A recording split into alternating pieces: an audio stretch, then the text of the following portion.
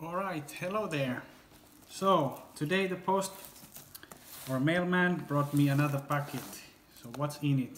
Let's see. To open it here.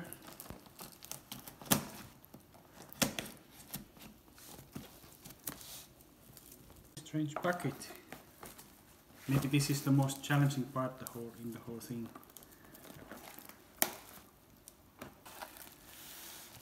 Oh, there is sort of soft padding, and it is a Toshiba T4500C laptop. There isn't a whole lot of padding in it, but at least there is something. How do I open this? Use the switch.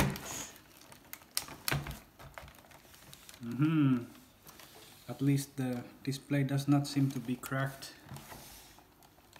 And we have a power adapter, cables, and apparently a mouse. Okay, I put the power adapter on, and as expected the battery shows 0%. I haven't tried it on yet. There's the power button. P30. It says P30, but nothing happens, and there's no voice, no hard drive, nothing. So I might want to look what does that P30 means. A quick googling tells me that where P30 is refers to voltage being over the maximum allowable limit, so I better check what's the voltage of that power adapter. So we're supposed to have a 15 volt power supply, and we're actually getting 15.13 volts. I think the power adapter here, or this power supply, is working as it should be. So there is an issue with the laptop, most likely. Alright, I moved to another desk. It seems that there are hints online that the power supply board on this laptop is the one that's failing. So first thing I need to do is take this laptop all apart, because it's all in there, very deep inside the laptop.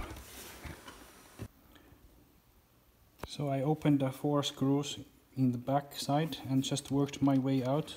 You have to keep getting these clips open to pull out of the plastic cover. I'm gonna completely remove it from here.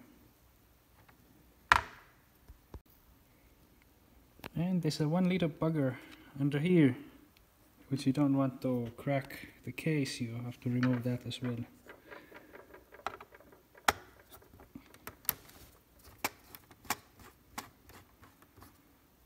Actually, you have to crack the case open on the screen first before you can remove this part here. So you have to remove this first. Just crack it open, and like so. Bend them open. And pay attention to this little rubber pad on the corner. You're gonna have to pry it open, like so. There's one screw under it, so you don't crack the case, but open this screw first.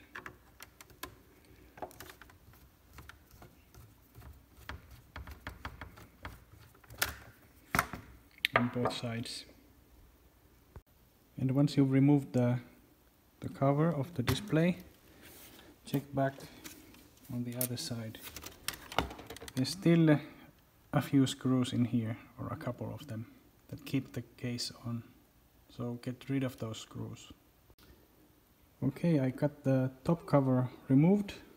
Actually, you might not need to remove this display cover, because you can pull this back down here and remove the cover from the top, but never mind that. Now we need to remove the keyboard and get under here to see the power supply unit on the motherboard. And the keyboard just rests here, and be very careful with this ribbon cable. You can pry it open.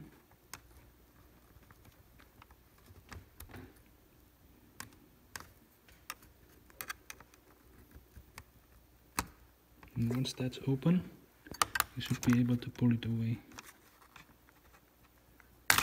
Like that. Right, there were plenty of screws, some in the middle, some on the side, 2 tiny screws in here, a couple of screws there, some more in this side, and here a couple under here, and on this side. And now I should be able to somehow remove it. You have to really look into this also, so you don't pull this ribbon cable and break the display. Okay, I was able to remove the metal cover, and I was able to leave this display here. Something interesting here, we have the CMOS battery in here, additional battery here. We can start to see some fuse right there. And also I noticed that this unit has a DRAM card. I think it's extra memory in this slot, in this unit. So I should still dig in under this one to find the power supply board. Let's see if do I need to remove this. I think the hard drive must be here and the floppy is on this side. Maybe I need to take them out to see further. So I've removed the display. There was one screw on this side and one on the other side, just here. And I removed the connectors from here, here and here, and there was one on this side. And I'm getting my way down there. This is still in the way, but I have found some screws in here to take apart. So we had screws here, here, here and there, and we're getting the main board apart from the chassis. So here we have it, but the bloody thing is still not opened. You're gonna have to look on the other side. There's still some screws left in here. Gonna have to tackle those as well. And finally we have reached to the bottom. And here we have our suspects. Some of these capacitors, or maybe several of them, might be the culprit. Alright, I have the power supply here. And I took this up in a vintage computer forum, and nickname Svenska, or Mr. Swedish if you like to translate that, gave me a hint that he also had a P30 error at his Toshiba T45 or 4600C actually. But I believe the power supply is just the same. And he told me that this particular condenser here, which is valued 1000 microfarad.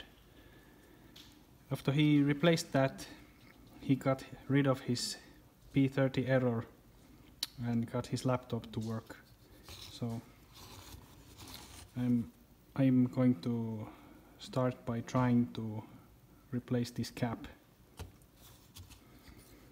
It's going to be tricky to remove, because there is appears to be a little resistor here between the legs of that capacitor, and actually all of the electrolyte capacitors seems to have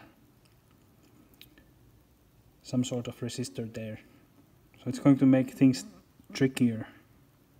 If I add some solder there, it might be easier to get the heat to the capacitor leg, but it's a risk that the solder gets spread and you get contact where you don't want to, so I'm just gonna go ahead and give it some heat and try to remove the capacitor. Okay, it came out a bit easier than I expected. Here's the little bugger. I'm sorry I did not film that while I was working. It's really difficult. I don't have a holder for the camera. It came off really easy when I got the heat to the little solder there. What's touching the resistor.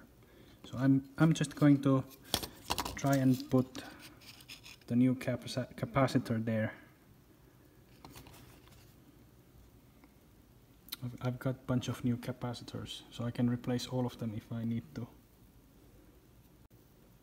And I can't say really that I know a lot about the capacitors, but you will want to have a low ESR capacitor, and the long leg here is the positive and the short leg is the negative, as it's shown here with that gray ribbon. And like with the other capacitors, all the negatives appear to be pointing this same direction. So you don't want to put them wrong way. And before I attached the new capacitors, I just noticed that there is actually some wetness, some moisture in the bottom side, underside of this capacitor. So it has obviously leaked, and that's a good sign in telling that this is in fact a faulty capacitor. I have ordered ESR meter, but it has not arrived yet. But this clearly looks troubled. I will clean that up a little bit before I put the new capacitor there, because there's some moisture definitely there. I cleared the holes open first using some solder paste and solder wick. So now I'm easy to install the new capacitor. Maybe not the nicest blob of solder, but I think it's got contact. I will make sure with the multimeter, and then I can't wait to try it out if it had any effect. I just plugged the power on. I want to know what happens when I press this. Wow!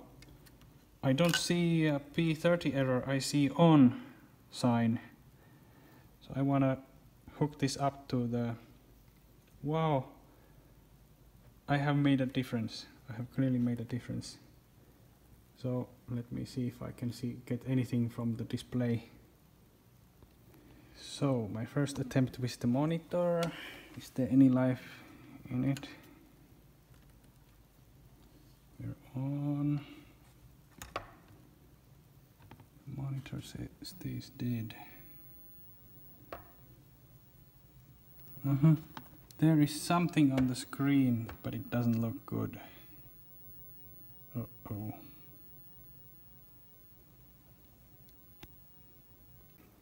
Okay, I've hooked up the hard drive.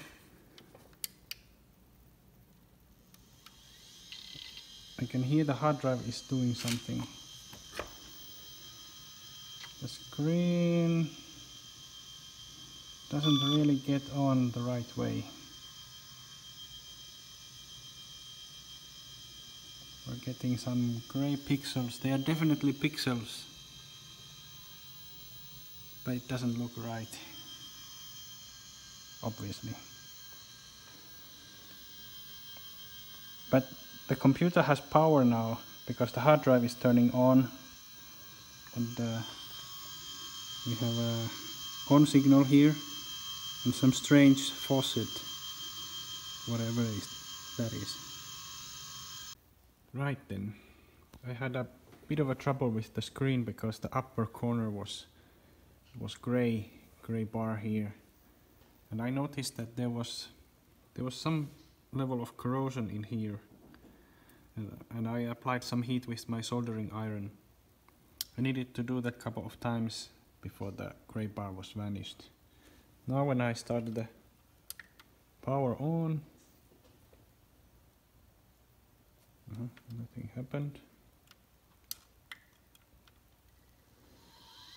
Okay, you can hear the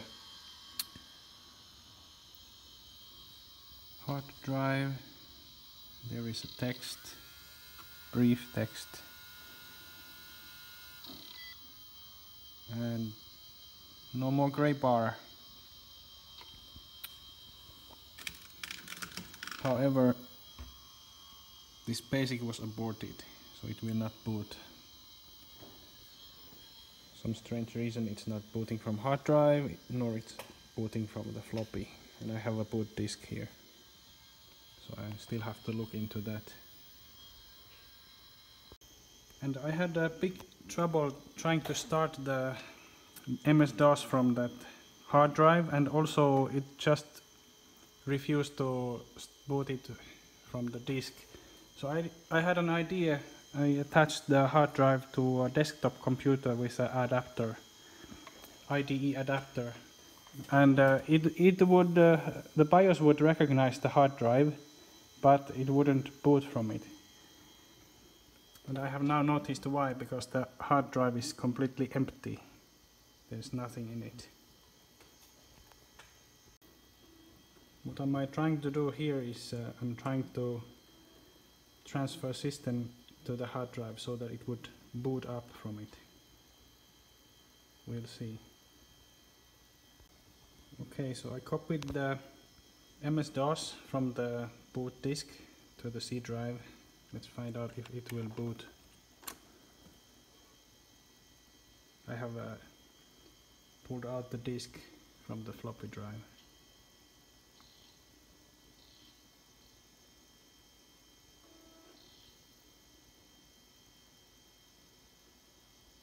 Nope, it's not booting. It's crashing instead. So, what I have done is I have F-disked and completely emptied the hard drive, and I then booted with the DOS 6.21 and formatted the drive and transferred the system to C drive. And at least it's booting the desktop PC. So what about the laptop itself? Let's see. Right, I've got the hard drive hooked up, and it's time to try it out. Here goes nothing.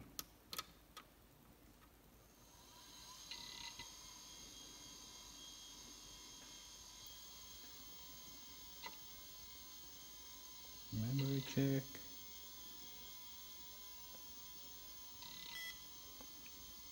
Go on, come on. Starting MS-DOS. Yes! Not bad indeed.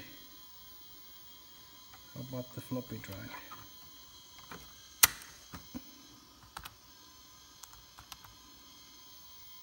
Oops.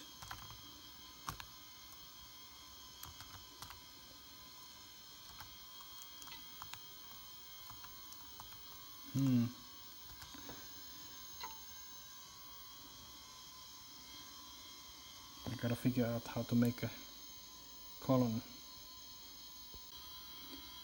Right, so there was some error with the floppy drive, but I am able to move media to the C drive directly, so I will probably do something like that, and I think I will be able to start assembling the unit. It's of course very difficult to move other software later.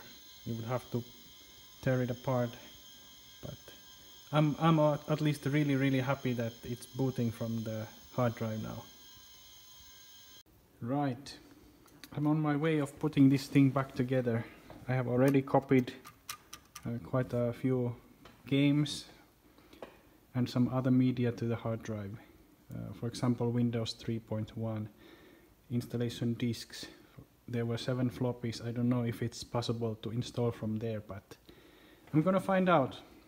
And it's a jigsaw puzzle. You have to put it back one by one, and probably I have to take several attempts to remember exactly how did I took it apart. So I'm just gonna get on to it. Right now, after hours of assembly, it's finally there for me to try what happens when I turn it on. Who knows what have happened, because I've been twisting it and turning it. At least the monitor looks okay.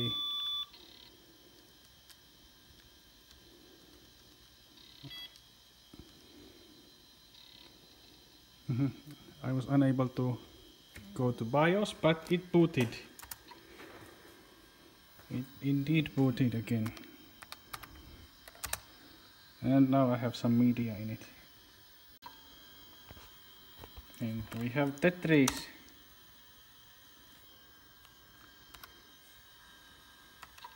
Yikes.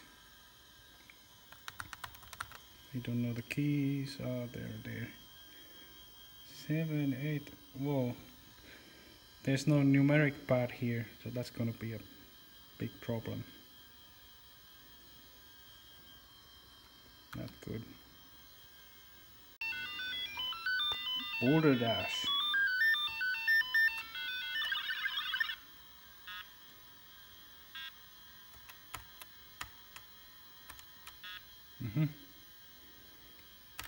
Again, I have no idea what are the keys.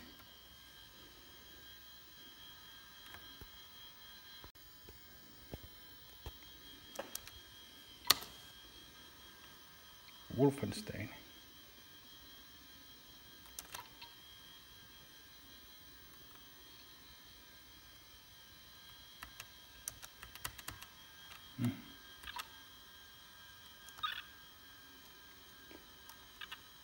Just PC speaker.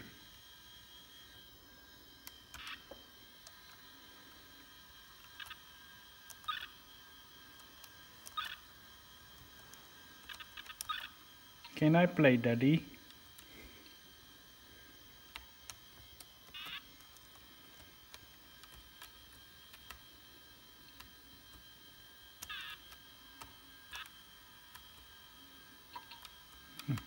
It's playable, easily.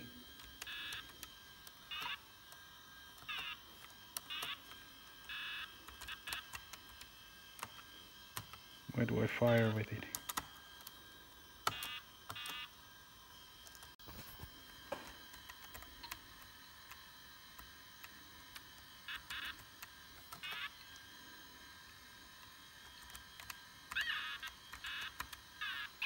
Yeah.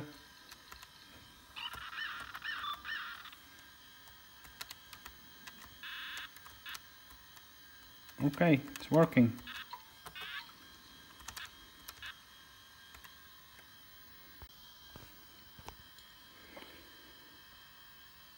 Right, some classics.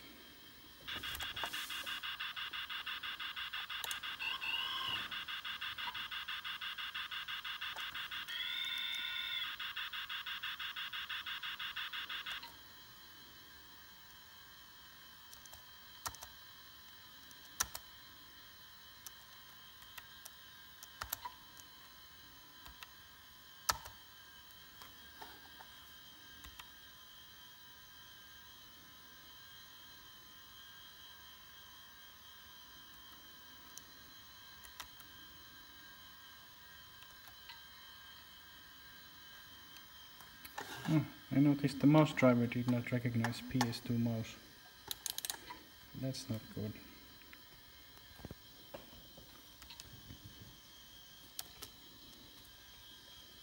That's a grasshopper. Yeah, congrats. Ah, the mouse did in fact work. That's great. So now I need to find out a good city to Start building new railroad. Yeah, that looks like fun. I can't seem to build track with shift and arrow keys. It's just not working. I think I really need to have external keyboard with it. It will be much more fun then. So there you have it. First a dead Toshiba, now something funny to play with. I hope you enjoyed the video. And I also hope that maybe this is useful for someone else trying to fix the Toshiba T4500C laptop.